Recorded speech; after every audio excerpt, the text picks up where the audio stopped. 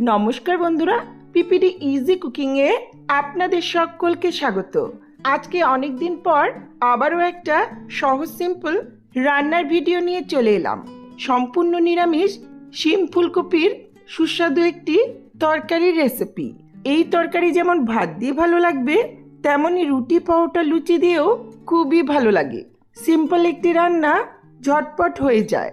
তাই শীতের সবজি ফুরিয়ে যাওয়ার আগেই দারুণ এই রেসিপিটা অবশ্যই ট্রাই করে দেখবেন। ভিডিও ভালো লাগলে লাইক, কমেন্ট, শেয়ার করবেন আর চ্যানেলটাকে সাবস্ক্রাইব করে পাশে থাকবেন। রেসিপিটা শুরু করি।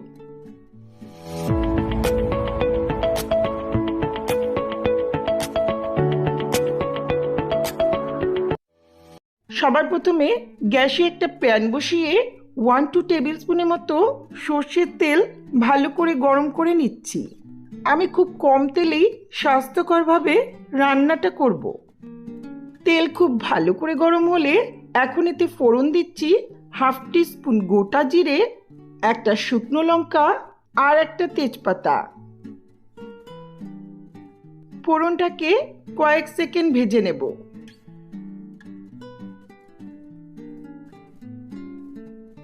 ফোড়ন ভাজার সুন্দর গন্ধ বেরোলে এখন এতে দিচ্ছি 1 টিস্পুন আদা বাটা। আদা বাটার উপর খুব সামান্য একটু হলুদ দিচ্ছি, যাতে এটা কষাতে গিয়ে তেলটা ছিটে না আসে। এটা লো ফ্লেমে কয়েক সেকেন্ড নেড়ে নিচ্ছি।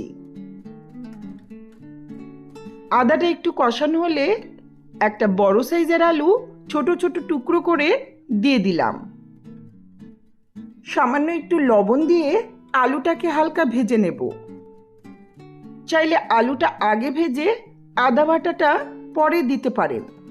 আমি এখানে আলুটা খুব লাল করে ভাজবো না। 2 মিনিট লো মিডিয়াম ফ্লেমে আলুটা নেড়ে নেওয়ার পর ছোট ছোট করে কাটা ফুলকপি, শিম, গাজর দিয়ে দিচ্ছি। আমি ফুলকপিটা নুন গরম জলে ভিজিয়ে রেখে ভালো মতো ধুয়ে নিয়েছিলাম। আপনারা চাইলে এটা একটু ভাপিয়ে নিতে পারেন।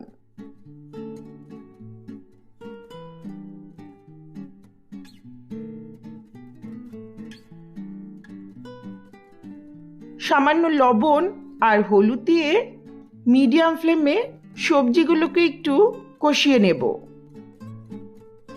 এভাবে লবণ দিয়ে একটু কষিয়ে নিলে সবজির নিজস্ব জলটা বেরিয়ে আসবে আর সবজিটা কিছুটা সেদ্ধ হয়ে যাবে। যেহেতু আমি তেলটা খুব কম দিয়েছি, তাই এখানে ঢাকা দিয়ে লো মিডিয়াম ফ্লেমে সবজিটা কষাবো। সবজির নিজস্ব জলটা বেরিয়ে আসবে, এতে সবজিটা পোড়া লাগবে না। 5 মিনিট কষিয়ে নেওয়ার পর ঢাকাটা তুলে নিচ্ছি। আমি অবশ্য বেশ কয়েকবার ঢাকাটা তুলে নেড়ে চেড়ে দিয়েছিলাম। এখন এতে মশলা অ্যাড করব।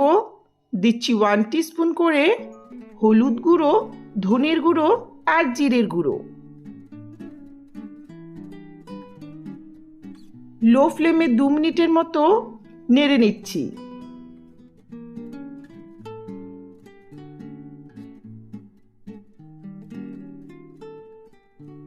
এটা মিশিয়ে নেওয়ার পর দিচ্ছি একটা বড় সাইজের স্লাইস করা টমেটো। টমেটোর উপর দিচ্ছি সামান্য একটু লবণ, এতে টমেটোটা তাড়াতাড়ি গলে যাবে। টমেটো আর মশলা দেওয়ার পর সবজিটাকে আরও 2-3 মিনিটের মতো ঢাকা দিয়ে দিয়ে লো ফ্লেমে কষিয়ে নেব।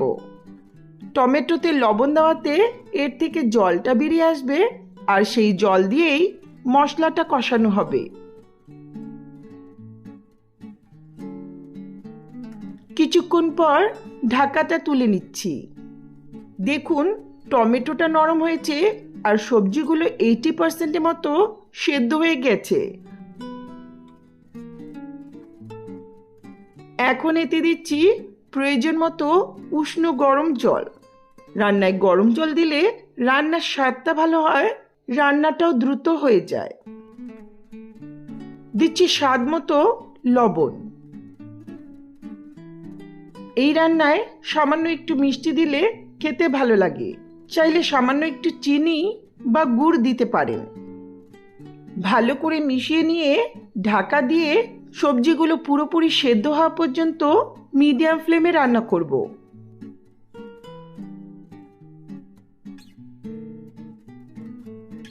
কিছুক্ষণ পর ঢাকাটা তুলে নিচ্ছি।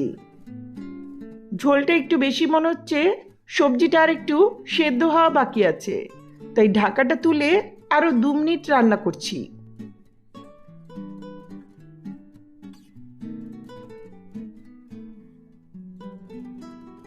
রান্নাটা হয়ে এসছে। এখন সবশেষে দিচ্ছি 1 মুঠো ধনেপাতা কুচি।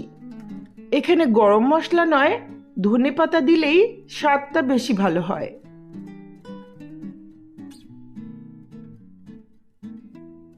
যেহেতু আমি চিনি বা গুড় কিছুই ব্যবহার করিনি, তাই সবশেষে ফ্লেমটা বন্ধ করার আগে দেখছি 1 চিমটে স্টিভিয়া।